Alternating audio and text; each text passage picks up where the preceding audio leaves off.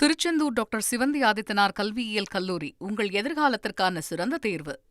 2 ஆண்டுகளில் திமுக மற்றும் அதிமுக பாஜகவிடம் அமைச்சரவையில் இடம்பெற முயற்சிக்கும் என சென்னையில் செய்தியாளர்களை சந்தித்த அமைச்சர் நிர்மல்குமார் விமர்சித்தார். திரு எடப்பாடி அவர்களும் திரு ஸ்டாலின் அவர்களும் அவங்களுடைய குடும்பங்களை காப்பாற்றிக் கொள்வதற்காக 2 பேரும் சேர்ந்து ஆட்சி அமைக்க பாரதிய ஜனதா கட்சியோட முழு ஆதரவுடன் ஆட்சி அமைக்க முயற்சி செய்தார்களோ அதனாலதான் அவங்க கூட்டணி கட்சியிலிருந்து அவ்வளவு பேர் இன்னைக்கு வெளியே வந்ததுக்கான முக்கிய காரணம். அவங்களுடைய கூட்டணியிலிருந்து வந்த எல்லாரும் வெளிவந்ததுக்கான முக்கிய காரணம் ஒரே ஒரு காரணமே தான். இவ்வளவு பேர் ராஜினாமா செய்யறதுக்கும் காரணம் தான். ஏன்னா எப்படி புரட்சி தலைவர் அம்மா அவர்களும் புரட்சி தலைவர் அவர்களும் தீய சக்தின்னு திமுக சொன்னாங்களோ அதே தீய சக்தியோடு இன்னைக்கு கூட்டணி சேர இவங்க 2 பேரும் இவங்கெல்லாம் தயாரா இருக்காங்கன்றப்போ எப்படி அங்க இருக்கிற எம்எல்ஏக்கள் அங்க இருக்கிற மூத்த நிர்வாகிகள் தயாரா இருப்பாங்க? கடைசியில் இந்த 2 பேரும் தனித்து நிற்பாங்க.